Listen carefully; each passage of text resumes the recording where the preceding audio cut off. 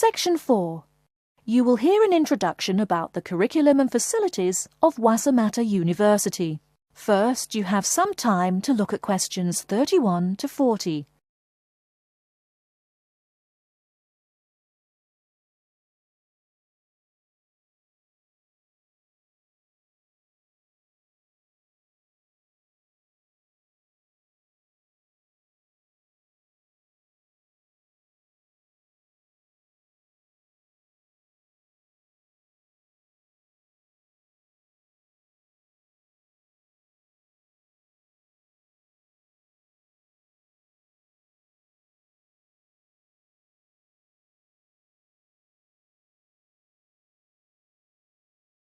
Now, listen carefully and answer questions 31 to 40.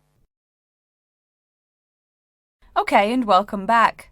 During the short break we just took, several of you approached me with questions. So before going on with the orientation talk, I'd like to address those queries. As I found, if one person asks a question, probably a dozen others are wondering about the same thing. The first question is whether Wasamata University employs modules technology as an instruction method. The answer is yes, we do. At least that's what the university catalogue says. If some of you don't understand what modules technology is, don't worry. I googled the word but couldn't find it. Apparently though, it's a method of broadband wireless access. At least that's what an American company's website told me. But again, don't worry. If you need to know something more, your professor can tell you. Another question someone asked me was what tomorrow's workshop on research methods and skills was about.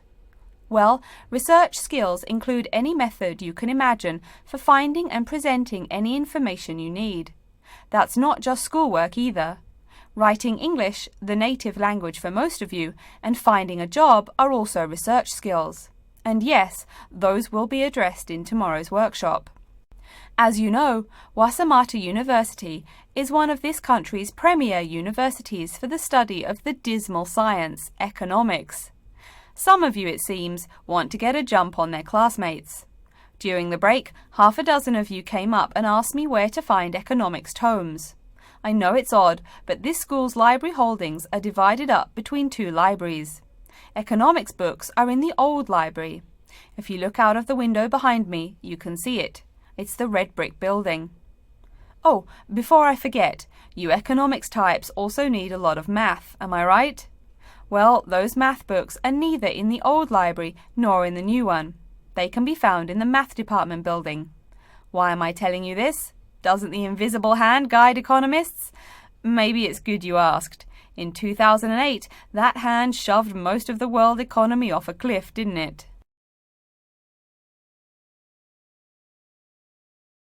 Now, I realize that most of you couldn't bring a computer printer or a photocopier from home. So I'm sure you're already wondering where you can copy things like term papers, internet articles, and things like that. I have some good news and some bad news.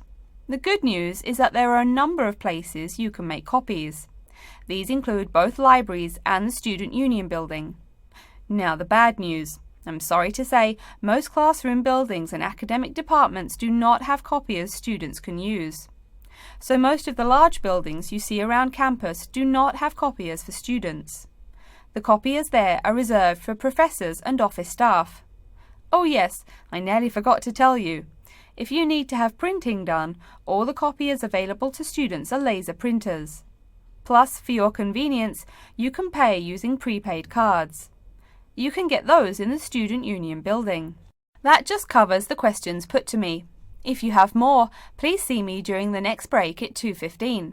Right now, though, I'd like to start to give you a rundown on the various facilities here on campus. That way you won't get lost so easily in the weeks to come. I've been told that this year's incoming class features a large number of married students and parents. So you must be wondering where to put the baby while you're in class. Okay, right now we're in the Student Union building, right? Remember the big doors in front where you all came in? If you go out of the building, you can see the nursery is just on the other side of this building. It's only about 20 meters away. Convenient, eh? Next, we're all from different places around the country. Some of you are from other countries. That means we're pretty likely to get sick during the first months of school as we expose each other to many new viruses. So where's the doctor? Of course, you need to find the Medical Services Centre, which is on the right as you leave the building. Remember, that's the second building on the right. And if you look out of that window, you can see a lot of antenna and satellite dishes on the roof. So that's what we call the Media Centre. Yeah, I know, I think it's confusing too. The Media Centre is next to the Medical Centre. The chairwoman of the journalism school on the first floor doesn't like it when people who wander in there mistake her for a nurse. Chances are you'll have at least one math class while you're here. That red building there, just outside to the left, is the math department building. I know, it looks about as old as the subject of math, but I assure you that the inside is equipped with state-of-the-art classroom equipment, including interactive chalkboards and surround sound in every room. Oh, can you see the back building there? Yes, behind the Media Centre. Quite new, isn't it? That's the new library, just decorated. They're back to back, you might say. If you look just to the left of it at the lower, older-looking building, you'll find the old library. It's nice and quiet, perfect for those marathon study sessions during exam week. Since the weather is so nice, why don't we stop looking at our maps, but go for a walk around the campus?